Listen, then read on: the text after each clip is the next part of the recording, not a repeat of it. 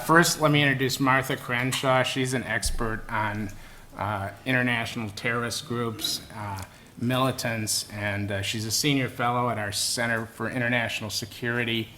She spent 30 years before that at Wesleyan University, and I highly recommend, I looked at her website on stanford.edu, Mapping Militants, and it's everyone will learn something from that webpage. My task today was to talk about the Islamic State, or ISIS, or ISIL.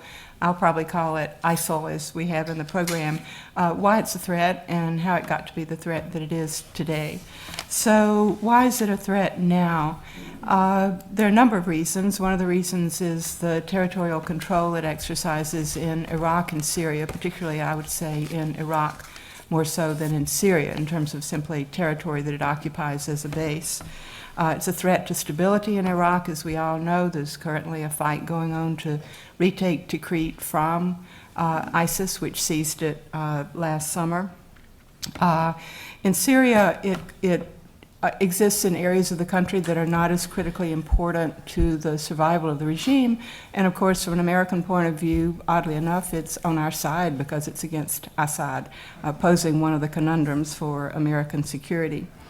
It's also a threat because of its ruthlessness and brutality in its tactics. It's been calling itself a state since actually 2006. It declared itself the Islamic State last summer, but it had thought of itself as a state for those many years. So it's really creating a humanitarian and cultural disaster. Furthermore, its ambitions are extremely grand.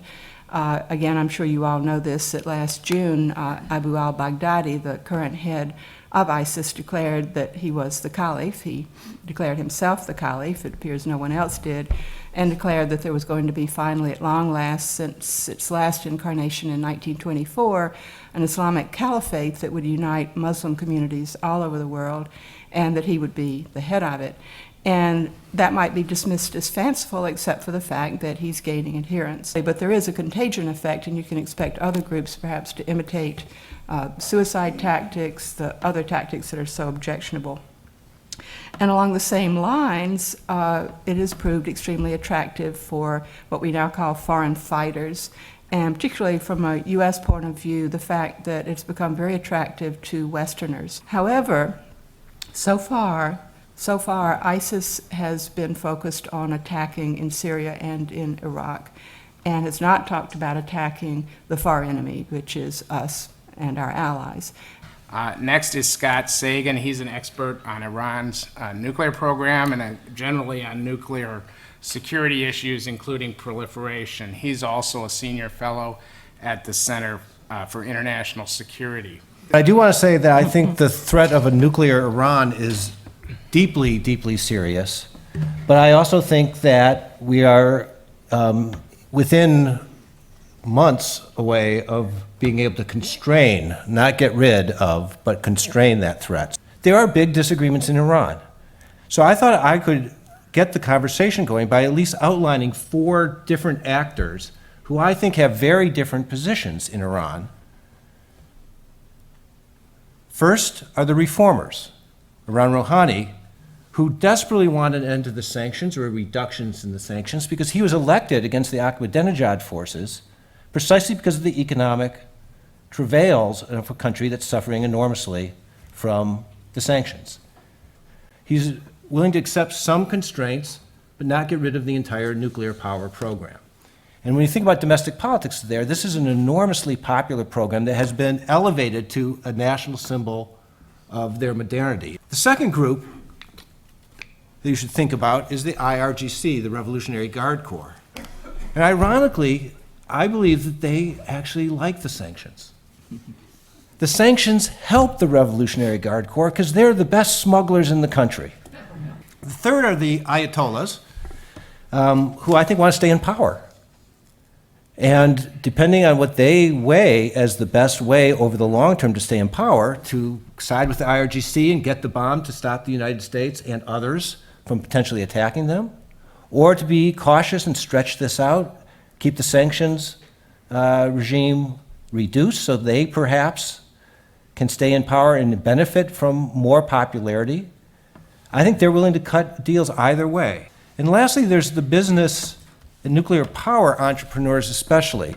And here I think the lessons of history are that states that have nuclear power programs develop a subgroup, whether it's in the mixture of the foreign ministry, the energy ministry, the business community, who actually really wants to maintain nuclear power without links to nuclear weapons, because that's how they maintain their access to modern technology. And lastly, Karl Eikenberry. He's the William J. Perry Senior Fellow at the Center for International Security. He was the United States Ambassador to Afghanistan in 2009 to 2011. Before that, he served a very distinguished and decorated 35 years as a United States Army officer. I wanted to talk in turn about Afghanistan and Pakistan and the respective Talibans and the threats that they do pose to the United States. So first on Afghanistan, I'll make the obvious point that after 9/11, the reason that the United States led a military coalition into Afghanistan was because of the attacks on the United States of America and attacks that had preceded those on the United States allies and some of our interest overseas. So after the military intervention, then Taliban very quickly collapsed. Osama bin Laden and his lieutenants and most of the senior Taliban leadership, however, escaped the dragnet that was put out there, and they escaped the border, across the border into Pakistan, where they reconstituted with the support, in the case of Taliban, but not al-Qaeda, from the Pakistan Army and from Pakistan intelligence services. And there are very impressive gains that have been made across the board in Afghanistan politically. It's got one of the most progressive constitutions to be found in Central and South Asia, probably second only to India. And nationalism remains quite a strong force in Afghanistan, very different from Iraq. Secondly, the security forces of Afghanistan are doing reasonably well.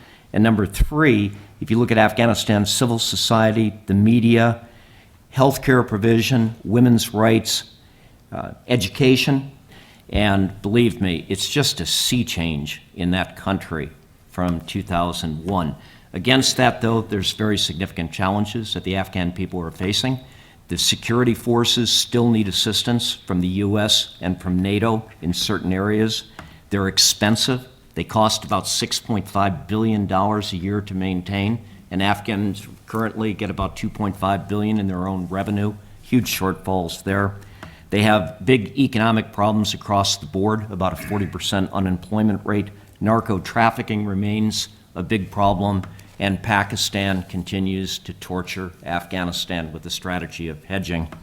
But my belief is that with continued international and especially U.S. support, the state and the gains that I just talked about will hold.